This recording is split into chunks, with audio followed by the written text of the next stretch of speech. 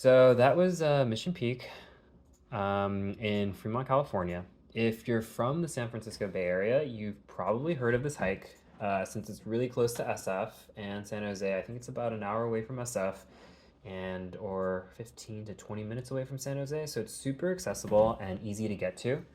So as part of this guide, I'm just going to go over kind of like what to expect, a couple of tips that can help you while you're on this hike, and also some gear tips. So jumping right in, the hike is an out and back trail that summits Mission Peak, which overlooks the entire southern tip of the Bay Area.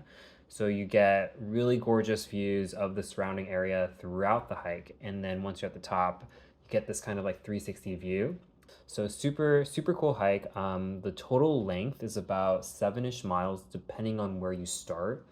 And it's a little over 2,000 feet of elevation gain. Kind of like the first 3.5 miles are completely uphill, with almost no break from the incline.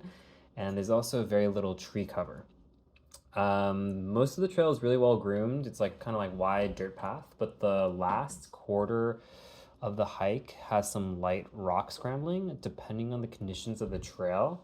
Once you get to the top, there's a pretty iconic totem pole kind of a thing, which you've probably seen on anybody who's moved to the Bay Area recently's Instagram stories. They probably did this hike and then took a picture with this totem pole.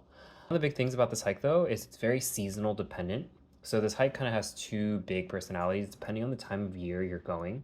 If you're going in winter and spring, it's going to be green, it's going to be lush, but potentially muddy, which I'll get into in a little bit later.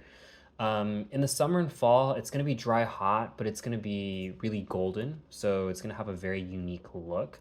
And each of these seasons kind of present their own challenges and look and feel, which makes this hike worth doing multiple times.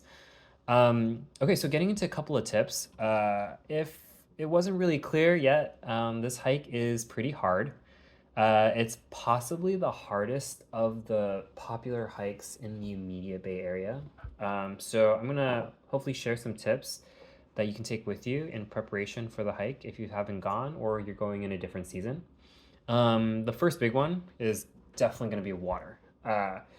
There are a bunch of signs at the entrance of the hike warning like hikers about the lack of water on trail. Definitely want to heed these signs.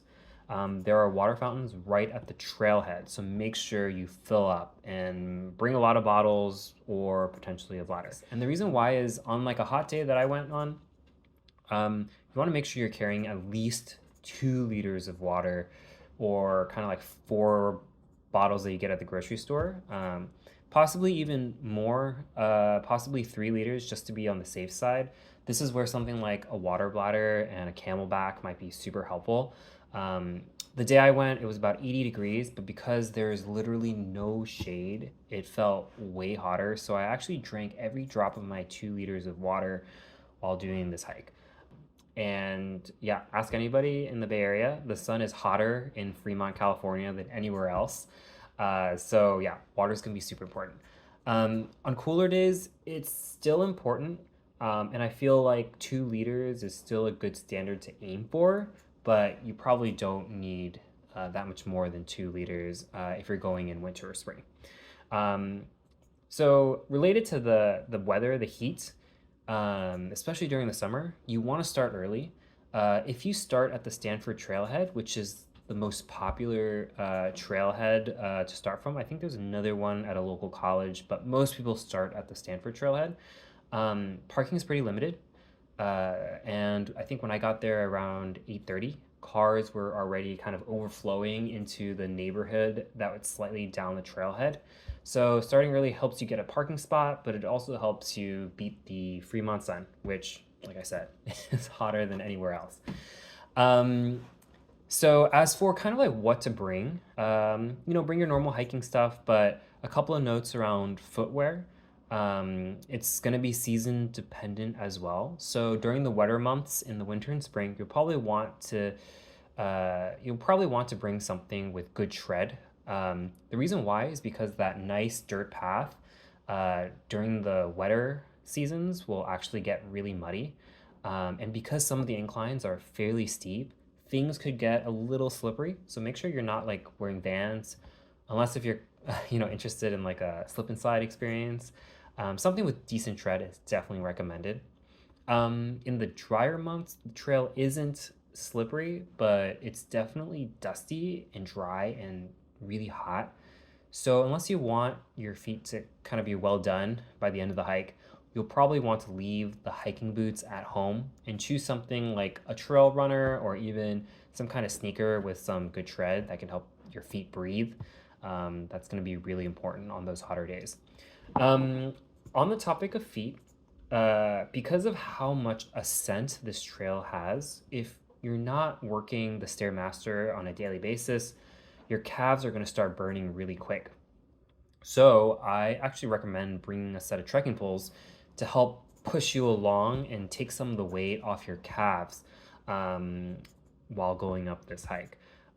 Poles also help really well with the balance when you're descending. So yeah, if you have those, if you have trekking poles, definitely bring them. They're not necessary, but definitely recommended. And yeah, make sure to bring stuff like hats, sunglasses, and sunscreen to fully protect yourself because the trail is very exposed. The last thing I want to say is a quick note on pets.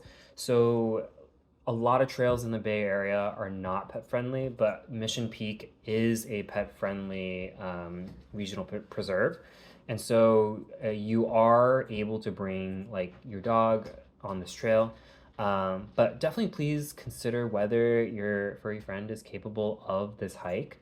On the day I went, which is a very typical summer day for Mission Peak, I definitely saw a lot of dogs well into the overheating territory due to how hot and exposed the trail is. So definitely consider that when taking your pet up during the summer or fall season. Um, bring lots of water and make sure they're capable of doing it, and watch out for signs of heat stroke and things like that. If that's a concern, spring or winter is definitely going to be a better option. Okay, so those are kind of like all the tips I have for hiking this awesome trail. It's a great hike, totally recommended, and it's a really good hike to do multiple times as a training hike if you have other bigger hikes coming up. I actually have Half Dome coming up in the next few weeks, and I was using this as a way to prepare for that hike. I'll also be shooting a video for Half Dome as well. So, yeah, if you're interested, like and subscribe, and hopefully I'll get a video out for, silently hiking Half Dome as well. So, thank you so much for watching, and I'll see you guys in the next one.